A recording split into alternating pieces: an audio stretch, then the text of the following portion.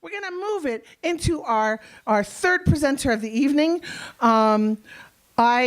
I am super excited about this presentation because I tend to be super, what's the word, allosexual, I think. I'm like all about sex. And that's not like sex and sexuality includes a lot of different things and a lot of different axes, and asexuality is an important part that I don't know that much about, so I'm looking forward to this. Caroline Trottier-Gascon, come on up to the stage. Asexuality advocates based here in Montreal.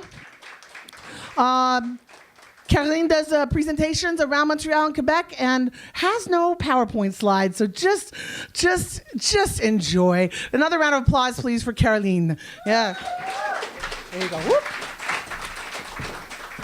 Yeah, I'm doing this old style with actual paper. So yeah, thank you for coming here and listening to my talk.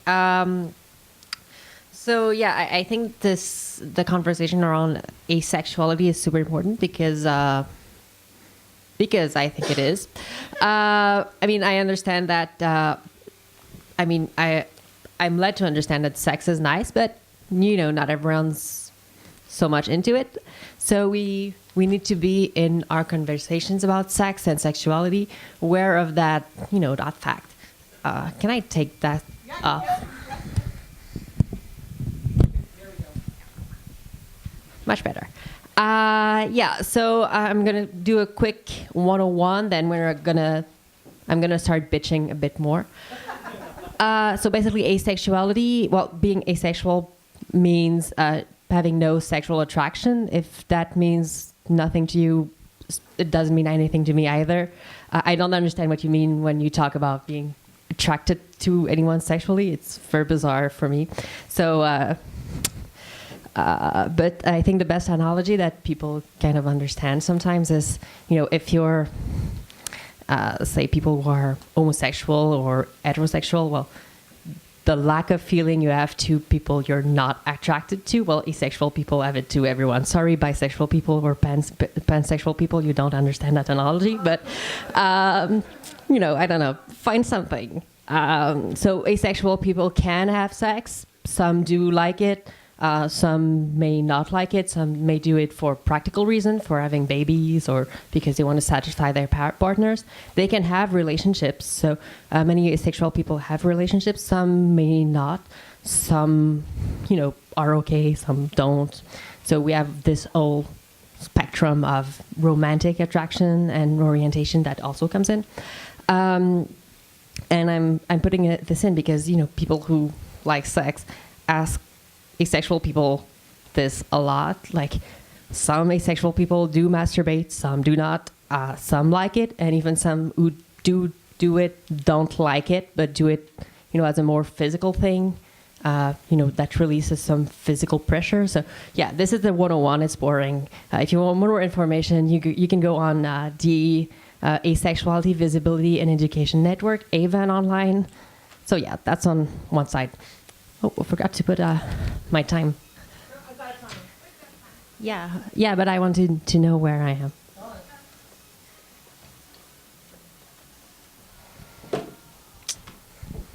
Yeah. Okay. So asexual people do get some amount of marginalization. There's not much, massive violence as there is for instance, trans people or gay people against asexual people, but we do get a lot of, rejection of our experiences, like saying it's just a phase, or, you should check your hormones because it's obviously caused by that. There's some more interesting one, like people who confuse us with intersex people because we apparently don't have genitals, or who confuse us with plants because they're bizarre. My favorite one is like, generally male against women asexual people, like, oh, I can totally, I can change that. It's pretty creepy. We also, do have to do a lot of unpaid education to random people. And this is where we got all these random questions about our masturbation practices. People can, if you're asexual, they will ask you questions about how you masturbate, which is kind of intrusive. There are also issues around visibilities. Basically, the only way we can exist in TV shows are like generally not as actual asexual people, but the closest we get is like asocial freaks or bigots or, frigid women, which is kind of not good. I personally decide some people are asexual just because I want them to. Like I decided that Daria from the Amazing Daria show, she's totally asexual to me, so you won't convince me otherwise.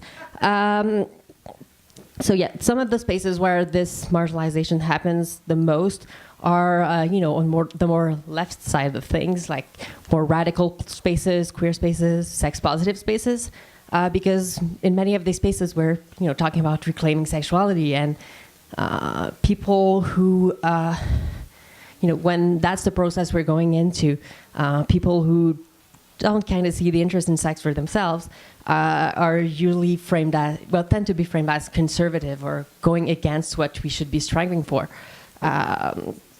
So it can be hard to advocate for asexual people from a sex-positive point of view. Their personal goals are often very opposite to those of, other people. For example, to just give a first example before I start bitching about queer communities, but in the disability rights movement, there's an important aim of people with disabilities is to fight the stereotype that people with disabilities don't have any sexuality, which is super important. We must fight that stereotype. But people who are asexual and live with a disability, kind of are seen as reinforcing that stereotype, where it's just their experience, and that's okay. That can vary, and personally, from as autistic spaces, pretty much everyone, like a good third of autistic people I know are asexual, so it's less of a problem, but it can be a problem in other places. This is me bitching about queer communities. My favorite part. Queer spaces, although, it should be about, marginalized sexualities and sexual orientations, are some of the most unwelcoming spaces for asexual people. I think this is, it should be spaces focused on sexuality. So there's a lot of talk about, different ways to have sex, I guess. And some of these spaces also function as a kind of as a kind of way to create some kind of network or dating pool where you can know that some people might actually want to date you. This is super important also for asexual people, because asexual people can't have relationship with everyone, because for many people sex is an important part of these, and many asexual people are not, don't want that in their relationships. And queer spaces are also super important for asexual people, because some asexual people are also, gay or lesbian or bisexual, well, not bisexual, but, biromantic or panromantic. So they can have, intimate relationship that don't involve sex, but that may also be, in the queer umbrella. But still, because sexuality is important in these spaces and put forward as something we focus on, it's one of the places where I get most of the, are you plants nonsense, or do you actually have genitals, which is interesting. And also there's this big idea of the infinite strings of letters. I think right now the most popular one is LGBTQIA, and sometimes A becomes allies, like we are a community that involves our allies, but not actual asexual people. So even I remember, I think it was the World Pride in Toronto a couple of years ago. Well, like 11 letters, and A was for allies, not asexual. So it's kind of not fun. Now that I've done my, most of my bitching, I'm gonna just present some assumption that I think we need to challenge, and in part because they inform many of the ways that asexual people are marginalized in some ways, but also because they're just plain dangerous and play a lot into rape culture, I think. So two super important assumptions that we need to challenge about sex and sexuality. The first one is that intimacy and sex are something that go necessarily together. So this is the part where we need, a sex positive movement that takes asexual people into account the most. In the idea of that making love, for instance, is sex, sleeping together is sex. There's this, euphemism that doing a thing means you're having sex. I no, like holding hands doesn't mean that 20 minutes later you might be having sex. So actually, in that whole these euphemisms where you're raising the possibility of asexual experiences. We must be able to talk openly about sex, because otherwise not having sex comes to mean having sex, and asexual people are impossible. So, cuddling is just cuddling. And if we hide that fact and assume that sex comes afterwards, well, asexual people become impossible. Do I have other notes? So yeah, we kind of accept the opposite, that sex is not necessarily in a loving, intimate relationship. We can have casual sex. We need the opposite. We need to acknowledge that we can have meaningful, intimate relationships without sex being part of the equation. And some asexual people also have deep relationship with someone, and their partner wants to have sex. So it's an open relationship where sex is not part of that relationship, but one partner can have sex elsewhere if they want. Other super important one is the idea that sex is a fundamental part of human experiences. If sex is necessary to fully live as a human being, well, asexual people are not part of that. Asexual people become defective, don't participate in, all of human experiences. So in this idea that sex is natural, we must also recognize that not having sex at all is also natural. Sex is a possibility of human life. It's not a necessity.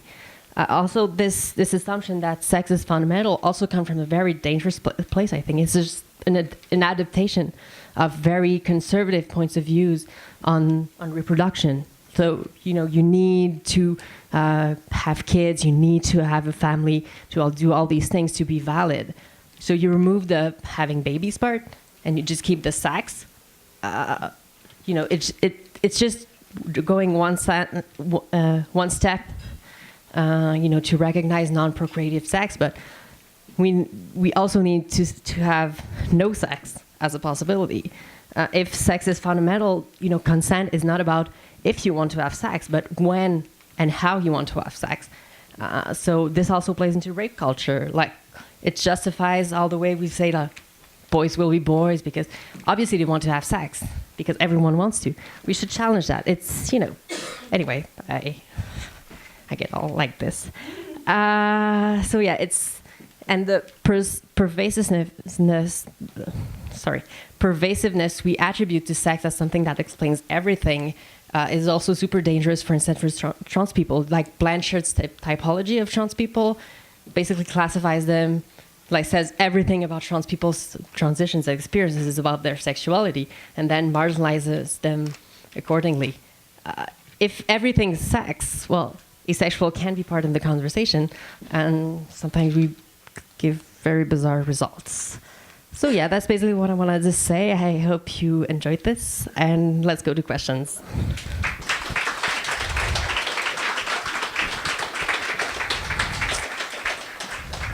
Yeah. I have a question.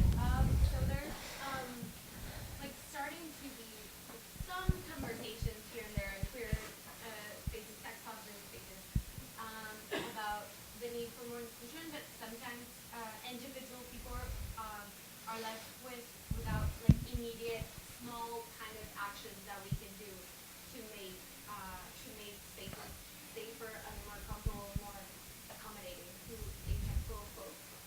Do you have any ideas of like small stuff that can be done to do that as organizers or as facilitators or whatever your position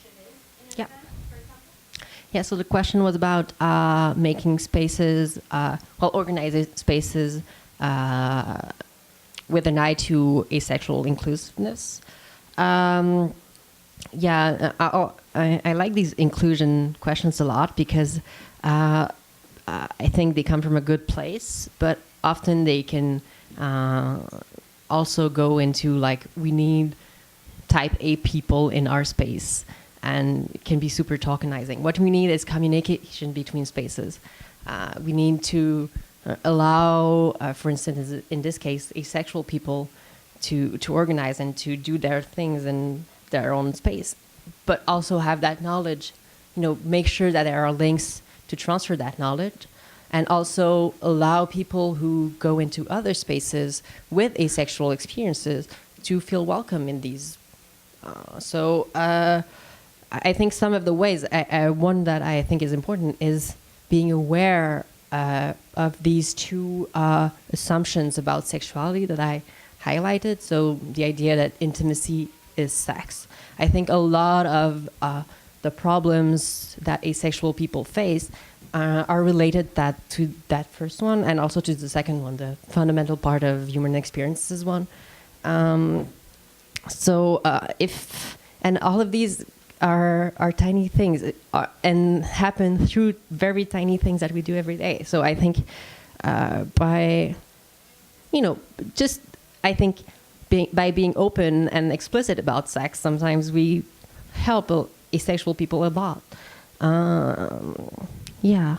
And also not asking questions about whether we're plants.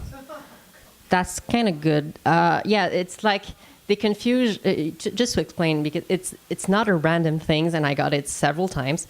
It's because there's this idea of asexual reproduction, which is something plants do, and they kind of gather that asexual people think that they're the same. I don't think they actually believe we're plants, but I think they believe we don't know what we're talking about, which is a tiny bit less insulting. But then again, they're very beautiful poinsettias, so maybe I could be that. Does this answer the question? Yeah. You.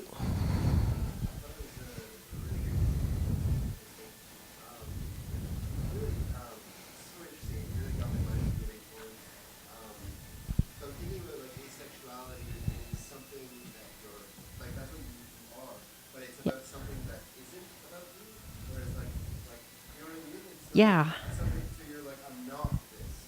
So your intimacy focused maybe, or like a sapiosexual would be like intellectually focused. Yeah. However it would be. Are there other terms that you think people could like wrap their heads around more simplistically? Is it like transitions where they can start thinking, oh, that's a possibility? Yeah.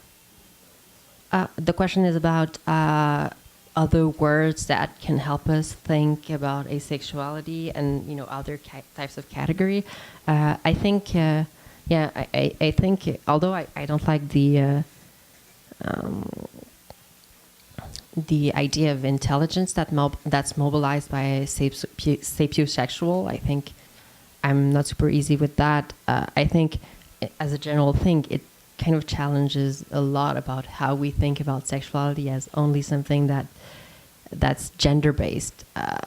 You in the same way that gay people don't date every person in the world that's the same gender as they are. There are so many important things that are involved in that, and so there's that. I was shifting into another conference that doesn't exist. I do that a lot. I think people, I mentioned romantic attraction or orientation. So doing a distinction between romantic and sexual can also be super interesting. Some people wouldn't have an intimate relationship with men, but might like having sex with men. I don't know. But also people draw tons of distinctions based on that. So also like sensual attraction and more sensual things like cuddling maybe, or aesthetic, like what you think is beautiful in a way. So I think doing these distinctions is a good way to explore what we mean by bisexual attraction and bisexual orientation, and what we don't mean, and what we include in that that's not really about sex. Does it answer the question? I think there was you and people. Okay, so let's start here. Yeah. I was just wondering because you spoke about law, Yeah. and I often work with the authors. Yeah. And because of their struggle with communicating, they're often viewed as being asexual. Mm-hmm. And you said that Yeah. 30% or 1/3 of them were considered to be asexual. Just was wondering where you got that statistic. I actually, it's more of a third, because we could separate in like a broad gay thing and straight and asexual. It's just I know a lot of asexual people, well, autistic asexual people. It's not it's a random number that I throw out. It was totally unfair of me. But just to clarify, I'm autistic myself. I'm not bitching at people. It's just my own experience. I think I've seen a lot of acceptance of that idea in autistic communities in a way that don't necessarily translate in other places. It's also in the same way that it's important for all people with disabilities. It is important to recognize that autistic people do have sexualities. They can be very complex sexualities, and they do want to form relationships. And all kinds of relationships. So I was a bit unfair because it's a 10 minutes presentation.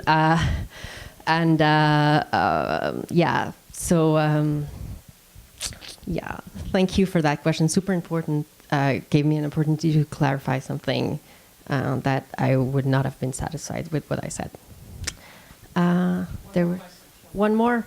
Oh no, there were two. Okay.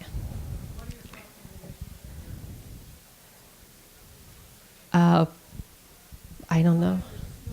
Yeah.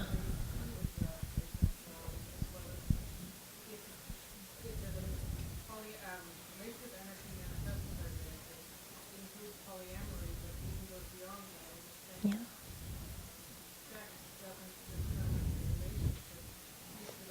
Yeah.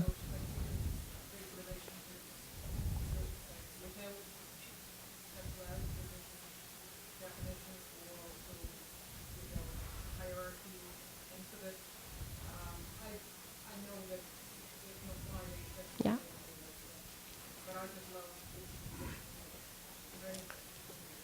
Yeah, I don't know anything about, the question was about relationship anarchy. I'm not, it's the first time I hear that word, to be fully honest. From your description, I think, separating, making sex, as I said, sex as a possibility of human experiences, I think is something that, it's important to put it that way, I think.